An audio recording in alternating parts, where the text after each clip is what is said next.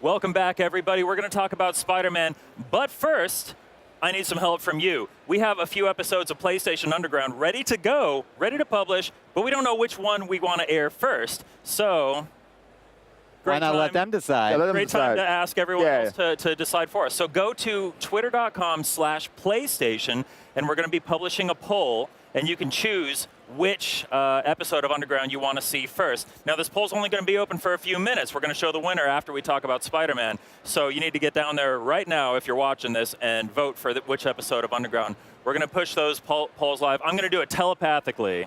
No way. And with a little help from our publishing pals. Thanks, Becca. Okay. So right now, we should be sending that tweet out. So go vote on which Underground episode you want to see, and we'll toss to that at the end of this segment.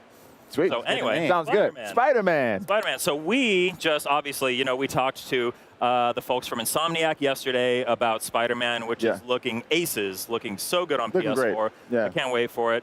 The three of us got to go into the behind closed doors presentation that they gave this morning, where we got to see somebody actually play through that gameplay session live. Right. And a few things happened a little bit differently, and we saw how the game actually looks in action. Right. What do you think, Malik? I mean, I think a lot of people who saw the trailer at the E3 press conference were assuming that all that stuff was scripted and it was a little bit on rails. But we learned from our behind closed door look at it that that's not the case, that you can truly fail at all those things. As a matter of fact, there was a couple of little sequences that looked like set pieces, I guess because they just look so good, but he actually didn't do them right. He actually flew into the sign, had to go around and all that. But there was the part with the big steel beam where he takes out the guy standing in front of it. Yeah. He actually did that differently. Right. In the session that we saw. He was standing somewhere else, and it's just like this. At certain points, the L1 icon will light up on an environmental object, and it'll tell you, like in the corner, press L1 to do whatever. It's like contextual. Yeah. So he just hit L1, and Spidey, webbed that thing and swung it around and hit the guy. Let's give a quick shout out to their sound team, because the ding ding ding that was dope. knocking all three of the henchmen, the hench bros down.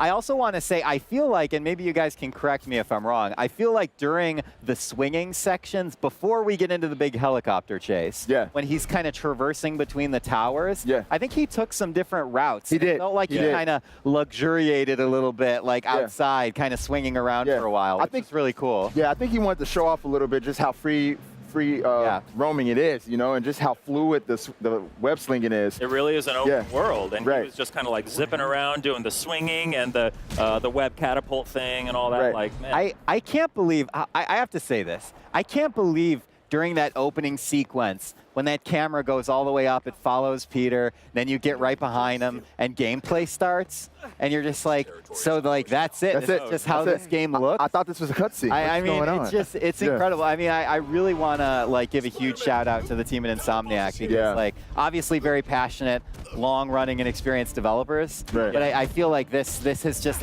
elevated them to a whole nother level. It's just incredible. Incredible looking. I was really impressed by the music as well during this demo, especially during combat. It makes you feel super inspired and excited, and you're actually Spider-Man fighting these bad guys. It's got that awesome swelling action, Hollywood blockbuster style music going on. It's so cool. You're right about that. You're right, and it kind of accentuates depending on what you do during combat as well. So, and I like that they actually mixed that in. Speaking of combat, that's another thing I noticed too. It kind of rivals some of other action adventure games out there. The way they did the combat system. Very free flowing. Free flowing. You have your counter button, so when something happens, you see the spider sense go off, and then you press the button, and then he reacts to it. And he does something different every time.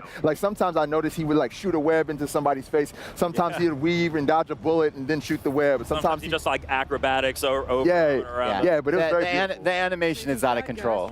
It's all, there's so much going on, but it feels so fluid. It's I mean, it really is like watching a comic book come to life. It's just incredible. It's incredible. And another note on the combat, lots of aerial combo stuff going on here. OTGs. Off the ground, let's go.